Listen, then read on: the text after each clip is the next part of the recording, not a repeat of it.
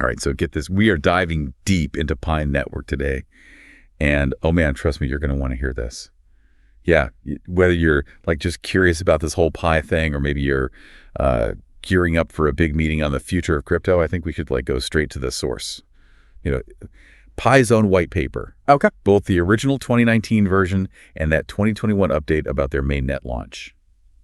Let's separate the facts from the hype, see what Pi is really all about. Yeah, what's so fascinating about this is that Pi isn't just another crypto project, just trying to make a quick buck. They're tackling a fundamental problem, which is how money and value actually work in the digital age.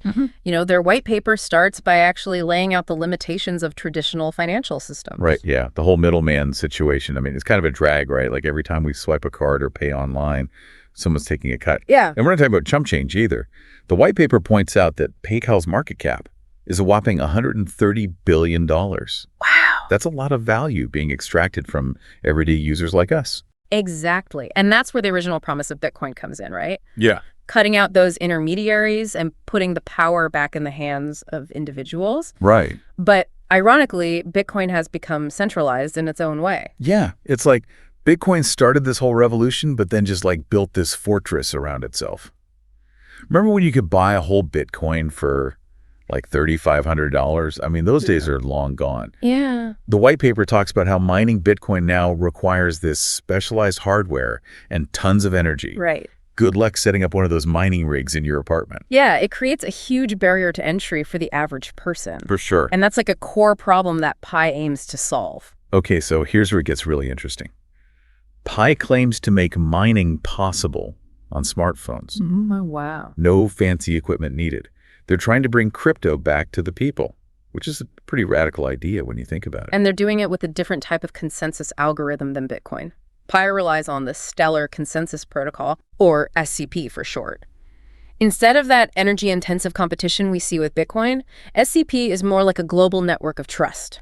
Okay. Imagine a massive Google sheet where everyone's constantly verifying each other's transactions. So it's less about brute force computing power and more about who you trust within the network. Precisely. Pi uses something called a trust graph. Okay. It's based on information users provide about who they consider trustworthy, which helps Pi nodes validate transactions without needing a central authority. Think of it like a web of vouching for each other. Okay, got it. Yeah. And so there are different ways to get involved in building this trust graph, right? Yes. The white paper outlines 4 roles: pioneer, contributor, ambassador, and node. Got it. So pioneers are the everyday users like us. Right. Running the app and confirming we're not robots. Right. Contributors build the trust graph by saying, hey, I know this pioneer, they're legit. Right. And then ambassadors bring new people into the fold. And then you have the nodes, the folks running Pi software on their computers, using the trust graph info to secure the network. And the coolest part is that all 4 roles get rewarded with newly minted Pi. Yeah. It's like everyone's contributing to the system and getting a piece of the pie, Yeah. so to speak. But that brings up a big question. How does Pi plan to be valuable if it's so easy to get? That's the $1 million question, or perhaps the million Pi question. It gets to the heart of cryptocurrency economics, the balance between scarcity and accessibility. Right. You need scarcity to drive value, For sure. but you also need wide distribution to avoid wealth concentration. Pi is trying to walk that tightrope. Yeah, the white paper makes a clear distinction between Pi and Bitcoin on this point.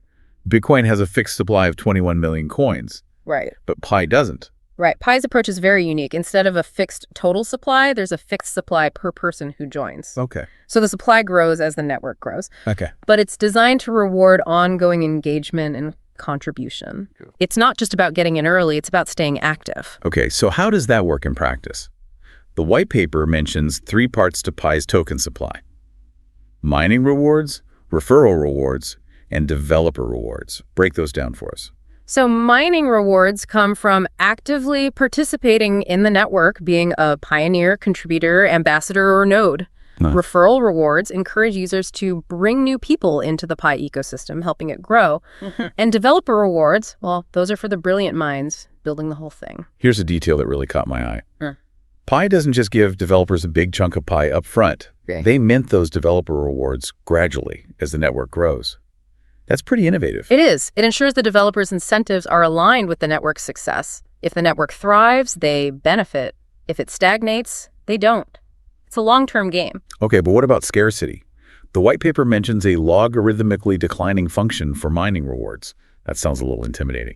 Don't worry, it's not as complicated as it sounds. Basically, it means the earlier you join, the more pi you earn. Okay. Think of it like this. The first telephone became more valuable as more people join the network. Right. Same principle here. So there's an incentive to get in early, but the value ultimately comes from the network's utility as it grows. Right. But let's zoom out a bit. What's the bigger picture here? What does Pi actually want to do with all of this? That's where things get truly ambitious.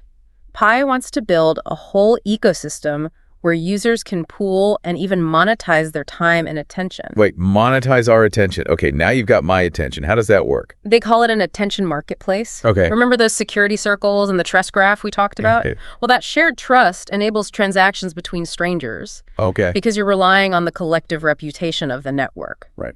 It's built-in trust, basically. So it's like a giant decentralized reputation system. Yeah, exactly. That's kind of mind-blowing. And one of the first applications of this is Pi's own social media channel.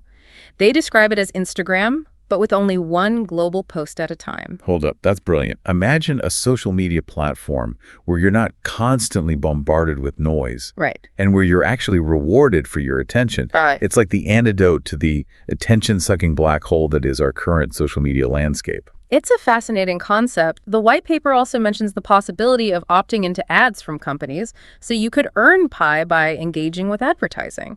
Imagine having more control over your data and actually getting paid for your attention instead of having it mined without your consent. Right, and that's not all. They also mention a barter marketplace for goods and services and a decentralized app store built on Pi's infrastructure. Right. It's like they're building a whole new economy powered by attention and trust. Pi's ambition is undeniable. But it all hinges on one critical question.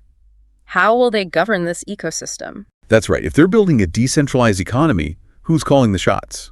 That's where things get really interesting. And that's a discussion for part 2 of our deep dive.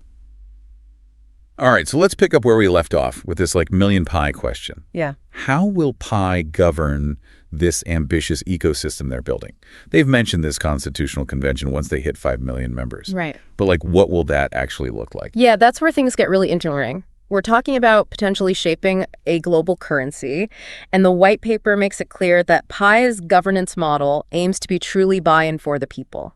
Okay, so it's like a huge contrast with Bitcoin, Yeah. which has that more freewheeling, almost like Wild West approach to governance. Exactly. And the white paper even points out how that lack of structure has led to some pretty intense civil wars and some contentious hard forks within the Bitcoin community. Which, from what I understand, can create a lot of instability and uncertainty for a currency. Right. It seems like Pi wants to avoid those kind of chaotic showdowns. Yeah. Absolutely. And so this constitutional convention is where Pi's community will come together to hash out the fundamental rules of the game. Think big picture stuff. Yeah. How decisions will be made, how the blockchain will be upgraded, how disputes will be resolved. All of those questions will be on the table. And it sounds like they're envisioning something way more inclusive than just a bunch of tech insiders making decisions behind closed doors. Oh.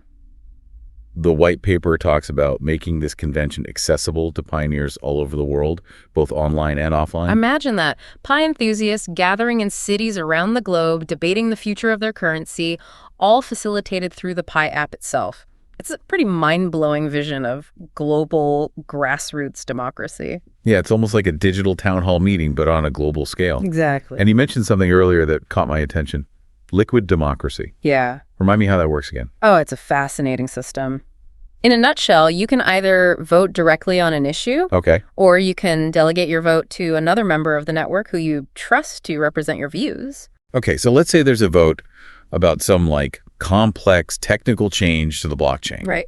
If I don't feel qualified to make that decision, I can delegate my vote to someone who I know is more knowledgeable about blockchain security, and I trust that they'll vote in a way that aligns with my overall interests. Exactly. It's a way to ensure everyone has a voice, even if they don't have the time or expertise to, dive into every single issue. Right? It balances individual participation with collective intelligence. Yeah, it sounds like Pi is aiming for the best of both worlds. Yeah, A system that's highly participatory and efficient at the same time. it does. But that can't be easy to pull off. You're right. Building a governance model that can scale to potentially millions of users while staying true to the principles of decentralization and community ownership is a monumental challenge. Yeah. It's something a lot of crypto projects and even traditional institutions struggle with. Okay, so Pi's governance model is definitely something to keep an eye on as this whole thing evolves. It is. But before we get too far ahead of ourselves, let's zoom back in on the roadmap they've laid out.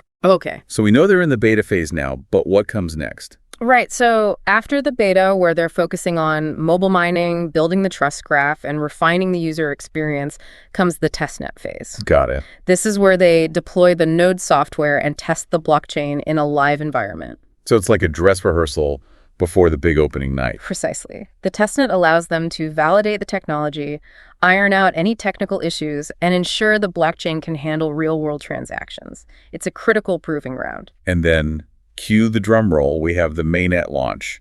This is where Pi officially becomes a live, functioning blockchain. It is, but there's a twist. The white paper outlines a two-period approach to the mainnet.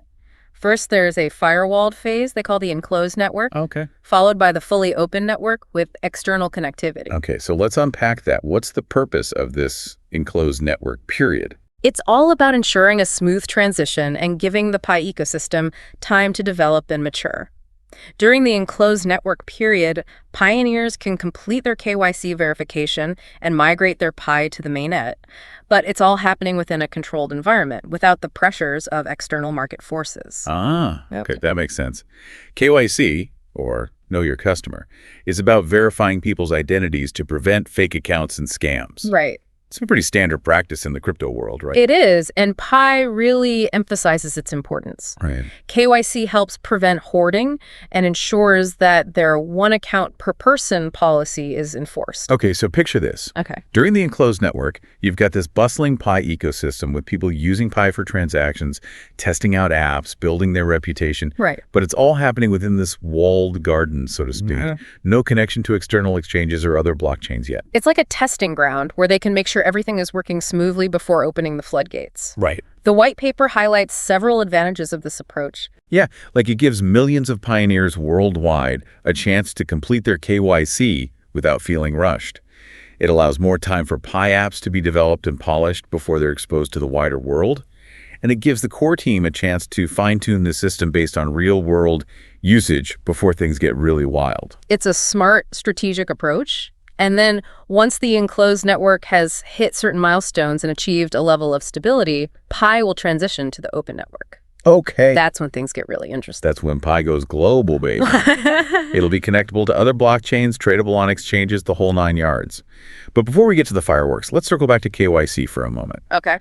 It seems like this is a make-or-break step for a lot of pioneers. It is, and the white paper lays out how KYC will impact those mainnet rewards we talked about earlier. Right. Only verified accounts can transfer their Pi to the mainnet, and there's a rolling 6-month grace period to complete KYC.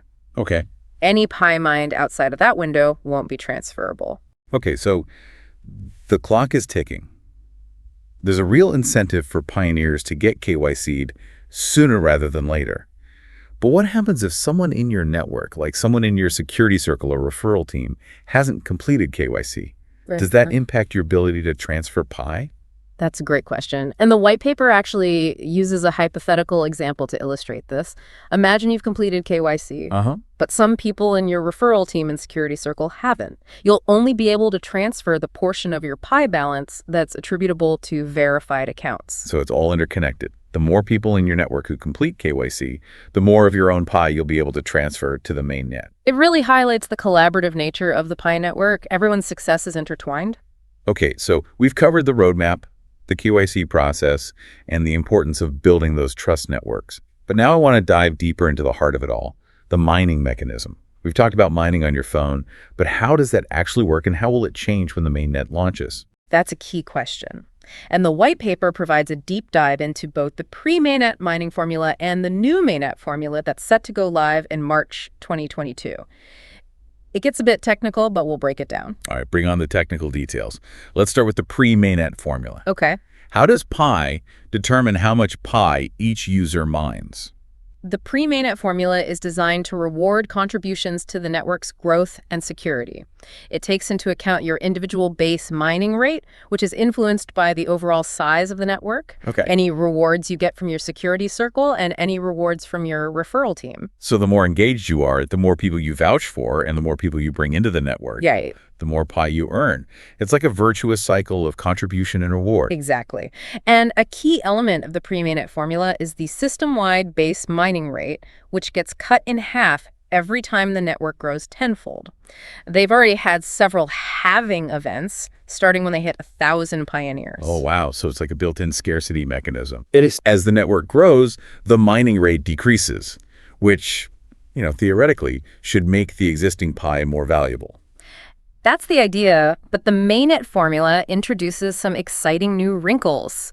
It's still designed to be meritocratic, meaning you're rewarded based on your contributions, but it expands the ways you can contribute and earn rewards. The white paper lists a bunch of new factors that will impact your mining rate on the mainnet. Right. Lockup rewards, node rewards, and app usage rewards. It sounds like they're really trying to encourage a diverse range of contributions. They are. It's all about incentivizing the behaviors that will help the Pi ecosystem thrive in the long run. All right, so let's break down these new rewards. Starting with lockup rewards. What's the scoop? Lockup rewards are designed to promote long-term engagement and stability. You can choose to lock up a portion of your Pi for a set period of time, and in return, you get a higher mining rate. Wait, so it's like a savings account that earns interest, but instead of traditional interest, you're earning more pi? Right. I look where this is going. It's a clever way to encourage people to hold on to their Pi, rather than just flipping it for a quick profit. Right. The longer you lock up your Pi, and the larger the percentage you lock up, the bigger the boost to your mining rate. Okay, I see the strategy here. It helps stabilize the market, especially in the early days when things can be volatile. It also shows a commitment to the long-term vision of the Pi network. It's about building something sustainable, not just chasing quick gains. Yeah. Okay, so that's lockup rewards. What about those node rewards you mentioned? Node rewards are all about incentivizing decentralization. Right. Remember how we talked about nodes being those computers that run the Pi software and secure the blockchain?